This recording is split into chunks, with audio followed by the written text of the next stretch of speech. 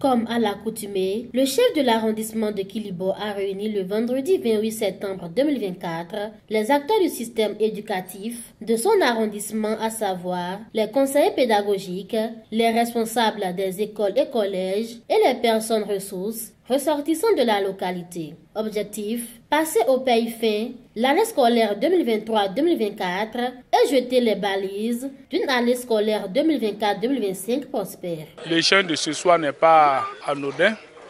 C'est à partir des résultats des examens de cette année qui nous a pu de réunir les différents acteurs du système éducatif de notre arrondissement pour, dans un premier temps, les féliciter, les dire merci pour tout ce qu'ils font pour le développement de l'éducation dans notre arrondissement.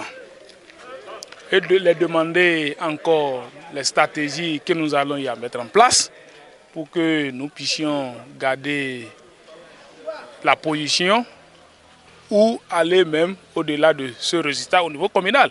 Je tiens à remercier les uns et les autres pour l'effort que vous aviez déployé l'année scolaire écoulée pour qu'on ait ces résultats-là.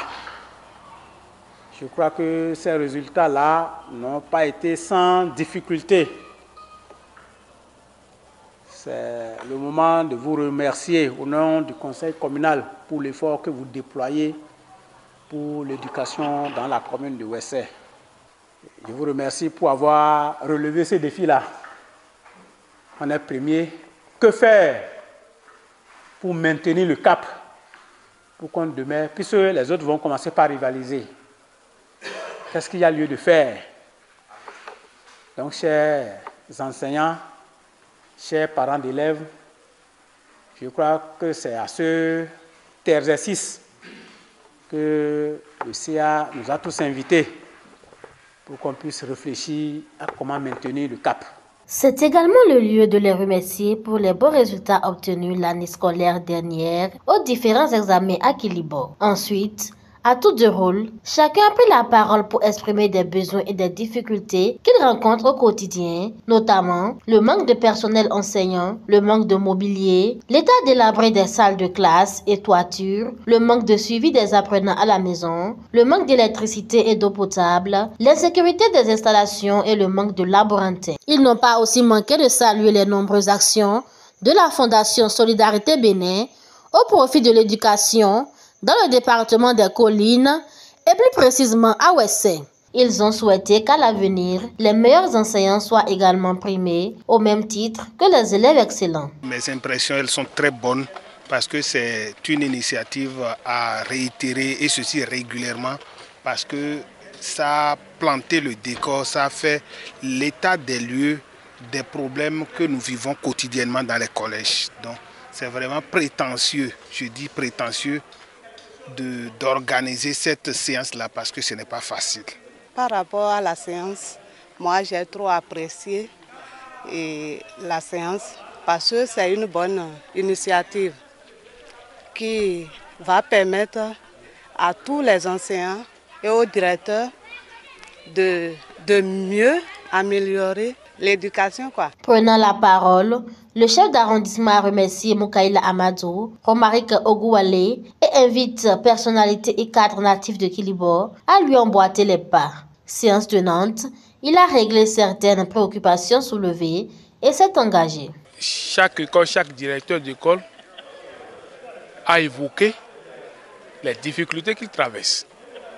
Et quand on fait la synthèse, on constate que c'est pratiquement les mêmes choses qu'ils ont comme problème au niveau des différentes écoles existantes. Et quand nous prenons aussi au niveau des différents collèges que nous avons dans l'arrondissement, les problèmes sont aussi similaires. Du coup, nous, en tant qu'élus au niveau communal, nous allons plaider parce que la commune, elle en fait beaucoup déjà. Mais malgré ça, parce que la demande elle est forte, la commune n'arrive pas à couvrir tous ces différents besoins, ces différents problèmes que les gens ont. Mais ensemble, nous allons réfléchir pour voir. Et je crois que bon nombre sont en train d'être abordés déjà. Vous avez vu, ils ont posé le problème d'un enseignant qui n'a pas où rester. Et en même temps, on a pris l'engagement de suivre.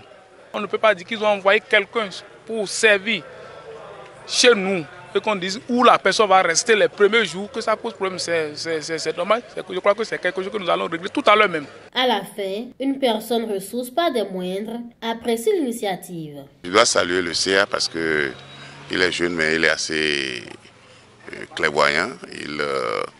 Il sait là où il va. Pour moi, cette démarche, c'est une démarche de motivation pour l'ensemble du système éducatif de l'arrondissement. Et quand on est dans une démarche de motivation, on coproduit le développement.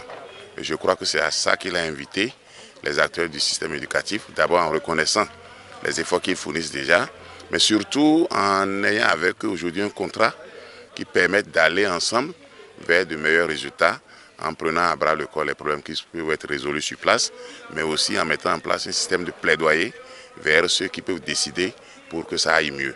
Je crois que c'est une initiative à saluer et on a l'obligation de le soutenir dans cette démarche-là.